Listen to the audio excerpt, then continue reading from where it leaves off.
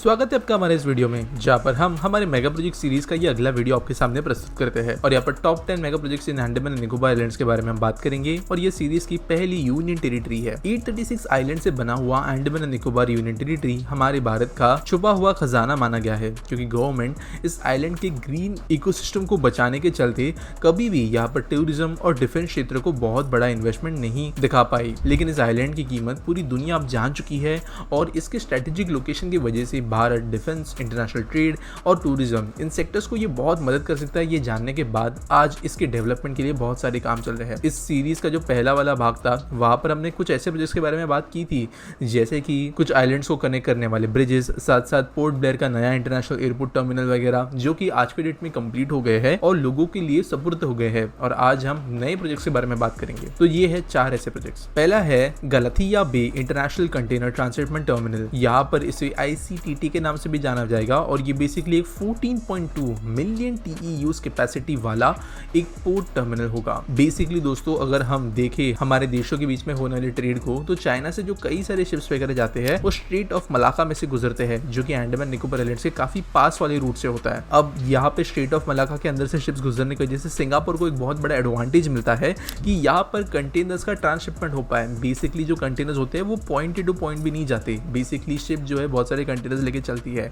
कहीं पर जो है एक जगह से कंटेनर्स चढ़ाए जाते हैं, उसी पोर्ट पर नए उसके बाद में उतारे जाते हैं। फिर वो शिप कहीं और डेस्टिनेशन पे जाएगी, जहाँ पे फिर और कुछ कंटेनर उतरेंगे और कुछ कंटेनर चढ़ेंगे। कुछ सेंटर्स में जो है कंटेनर्स की सॉर्टिंग होगी, यानी कि कंटेनर्स वहाँ पर उतरेंगे, उसके बाद में उनको जो है आने वाले किसी दूसरी रूट के शिप पर फिर से चढ़ाया जाएगा। बेसिकली जिस तरीके से पोस्टल सिस्टम चलता है उस तरीके का भी ये सिस्टम होता है, कुरियर के जैसे। और इसके लिए बहुत ज़्यादा बड़े ट्रांसशिपमेंट हब्स की जरूरत पड़ती है। सिंगापुर आज के डेट में उनके जैसा है और चाइना जैसे देशों से होने वाले ट्रेड के लिए ये बहुत जरूरी है। इसी का फायदा यहाँ पर अंडमान निकोबार आइलैंड्स के अंदर उठाया जाएगा, जहाँ पर more than 75,000 crore rupees invest होने वाले हैं इस ट्रांसशिपमेंट पोर्ट को बनाने के लिए। बनने के बाद में बहुत सारा ट्रेड सिंगापुर से इंडिया में तो शिफ्ट होगा ही, लेकिन चाइना का जो ट्रेड है स्पेशली ऑयल वगैरह का, वो यहाँ पे बहुत हद तक गवर्नमेंट जो है अपने नजरों के अंदर ले आ पाएगी और ऑब्वियसली डिफेंस के लिए भी यहाँ पे काम होगा। दूसरा है ग्रेट निकोबार इंटरनेशनल एयरपोर्ट या GNIA। ये एक ग्रीनफील्ड एयरपोर्ट होगा जो पीक आवर्स में 4,000 पैसेंजर्स को संभालने की कैपेसिटी रखेगा। अब ये जो एग्जिस्टिंग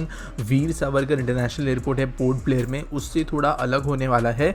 ये पूरी तरीके से एक ग्रीन फील्ड अलाइनमेंट में होगा, यानी कि ये शहरी एयरपोर्ट से बाहर होगा। अब जैसे मैंने कहा 4,000 पैसेंजर्स की कैपेसिटी होगी। जनरली वैसे माना जा रहा है कि कुछ जो एयरफोर्स के एयरपोर्ट्स है उनमें से किसी एक को कन्वर्ट करके इसको बनाया जा सकता है, लेकिन अभी तक ये प्रोजेक्ट इतनी ज्यादा डिटेल में बाहर नहीं आया है। तीसरा है great Nicobar gas and solar power plant या ग्रेट निकोबार GSPP।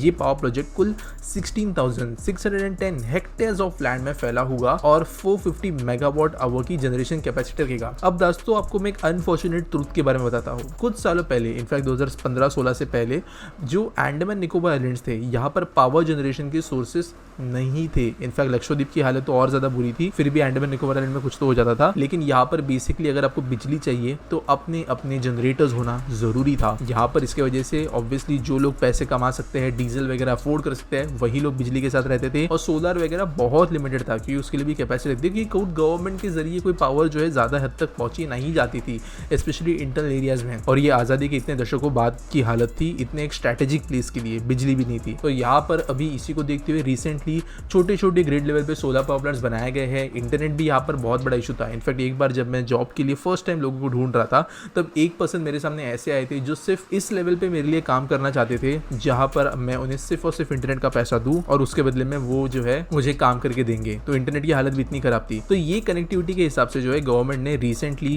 कुछ सालों पहले चेन्नई से लेके यहाँ अंडमान निकोबार आइलैंड्स तक एक बड़ी अंडर सी ऑप्टिकल फाइबर लाइन तो बिछाई है। लेकिन अब जो सेकंड मेगा प्रोजेक्ट है वहाँ पे 450 मेगावाट का सोलर पावर प्लांट बनेगा, जो कि इस आइलैंड की बिजली की सारी नीड्स पूरा कर देगा। चौथा है कोस्टल सिटीज। ये दोनों नए ग्रीनफील्ड कोस्टल सिटीज होंगे जो अंडमान आइलैंड के टूरिज्म सेक्टर को बढ़ाएंगे। यहाँ पर दोस्तों वैसे एक पूरा का पूरा प्रोजेक्ट है जो नीति आयोग के द्वारा बाहर रखा गया है, जो कि है great Nicobar island development project, जहाँ पर मल्टीपल ऐसे सिटीज है। एक फाइनेंस प्रोजेक्ट जो सिंगापुर के मॉडल पे बनेगा, टूरिज्म के लिए प्रोजेक्ट, लेकिन जो मेन इसके लिए सेंटर है वो ट्रांसशिपमेंट टर्मिनल, जिसके बारे में हमने बात की। ये 2 शहर जो है वहां पर जिस तरीके से हमें मालदीव्स में विलास देखने मिलते हैं, अलग अलग एक्टिविटीज देखने मिलती है, वो की जाएगी। इसके लिए भी कुछ हद तक काम शुरू हो गया। आगे अगर बात करें तो गालतिया बे इंटरनेशनल कंटेनर टर्मिनल जो है, इसके लिए भारत सरकार ने वैसे बिड्स इनवाइट कर दी है। 9 प्लेयर्स ने यहाँ पे एक्सप्रेशन ऑफ इंटरेस्ट दिखाया है, जहाँ पर 41,000 41,000 के टोटल बिड्स आए हैं अलग अलग कंपनी से हाईएस्ट के मामले में।